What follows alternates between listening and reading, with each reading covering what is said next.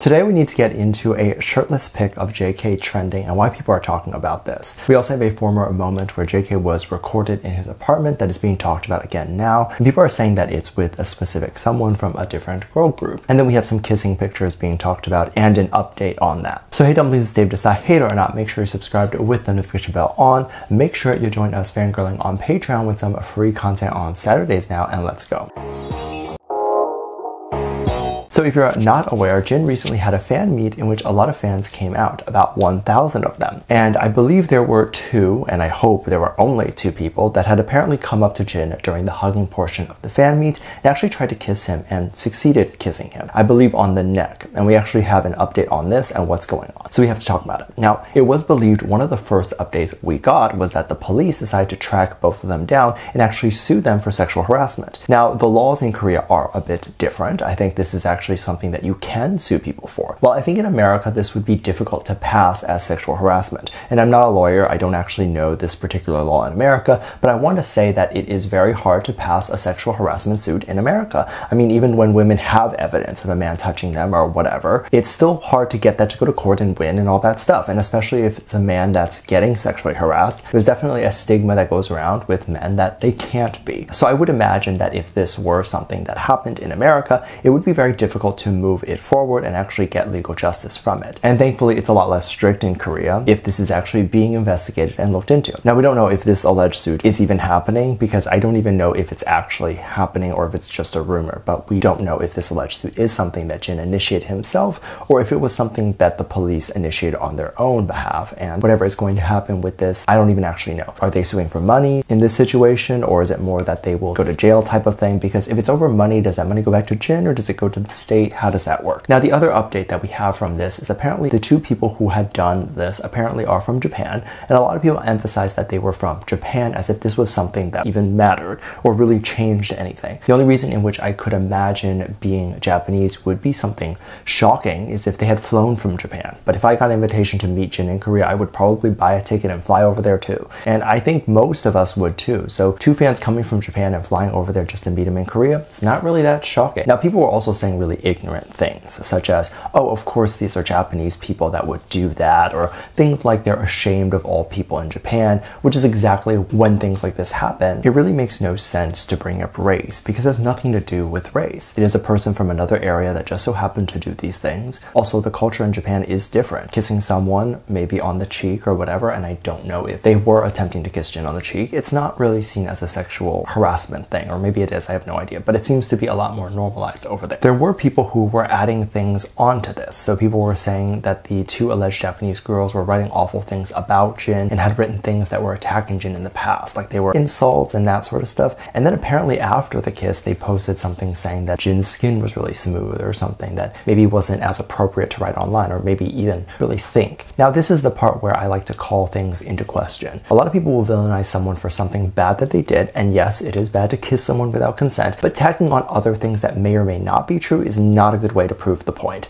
Because if you tack on things that just so happen to not be true and then people find out about that, it's not going to look good for you or what you're trying to do. People often like to make these accusations and then of course not really share many screenshots or even the specific amount of accusations that the person is being accused of. And I really have to question how you're supposed to find a random stranger who kissed someone and then find their Instagram or Twitter. Like what? Like how are you finding that? Or if you're looking at someone who's impersonating the person kissing Jin just for attention and it's not actually them. And I ask this because these are things that can actually happen within the K-pop world. And yes, as I said, kissing someone without consent is really bad. But is that all they did, or did they do more? Of course, there's a bunch of stuff trending online, a lot of really cool things that aren't exactly negative things, but recently we've seen a photo go viral that I believe was from their photo book. And it wasn't something that was supposed to be posted publicly. I'm not saying that if it's posted publicly it's bad, but it wasn't initially posted, I don't believe, by any of the official accounts publicly. Like it was only something that you could buy. It's a photo from one of the behind the scenes of the concert that the BTS boys did, and you could see JK was very shirtless. It seemed like it was in between songs and he was either getting a massage or he was getting oil put on him. Of course, these photos can't come out after he is the ambassador of Calvin Klein, as he has shown more shirtless pictures now anyways, whereas if this was a few years back, this stuff would never even have made the cut. I think these photos are great, and I think these artists should be able to show themselves uncut, whether that is a moment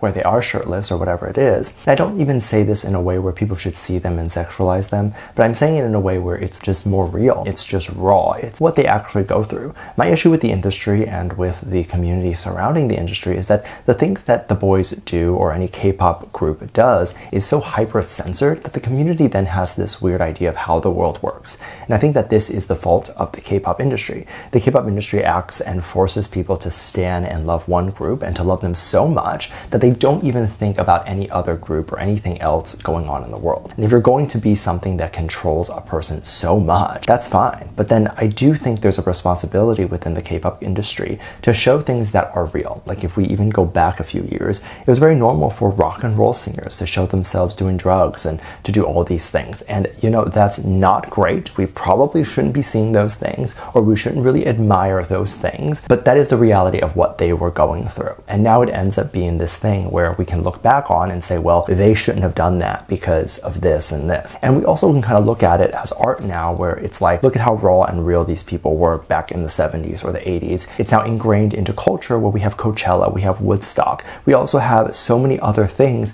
that reference the specific time period. It's due to the more salacious and scandalous things those people did. And it's interesting because in K-pop, the more salacious thing that someone could do is just stand next to the opposite gender, or even just openly date in general. And that is apparently a big deal within the industry. I can understand that, but that's not something that's going to make a statement in the world. That's not something that's even going to be remembered 10, 20 years, 30 years down the line. And by remembered, of course, I mean no one's going to even be able to extrapolate anything from that and use that in their real life. Unlike how we look at some celebrities and people who were very prominent in the early 70s or 80s, and we kind of look back and say, well, we shouldn't do that now because look what they went through. And this is important because as artists, they want to make an impact in the world, and sometimes the impact isn't just the music. I say this because I'm not trying to say that they should do drugs, but I'm saying any flaw or any realness that they have should be shown if they want to show it. It also helps when things like this are shown, that moments that are definitely not a big deal will be seen as a big deal. We are seeing moments pop up where JK was allegedly in his hotel or apartment and he was hugging or interacting with the girl while he was shirtless. So people were taking moments from this where they were saying that it appears to be like him and his dog was there, and then it also appeared like there was a lot of furniture and seemed to be the same as when JK would do live streams and you would see the furniture. So they said that it was clear that this was his apartment. And some people were bringing up that this was probably Tzuyu from Twice, and I thought that that was extremely interesting. The rumors started from people saying that there were moments in JK's live stream as well as Tsuyu's live stream where they referenced possibly dating someone. Moments where allegedly Tzuyu was on the phone and all the members looked at her and they were like, oh no, don't leak who you're talking to. Or even moments where apparently JK and V and Jimin were on a live stream together and one of them asked if all the people watching were part of ARMY. And they answered that probably not. And the community assumes that it meant that some of the audience were part of Twice's fandom. Of course, people are still wondering who that woman in the photo and video was, so now they're bringing up and saying that it could have been Tzuyu from Twice. Obviously, I don't agree. I don't think it was anyone. I don't even think that that was JK in the video and photos that have gone viral. Let me know what you think. Make sure to check out Patreon for more videos. Link down below. Leave this lovely comment right here. Love you. Bye.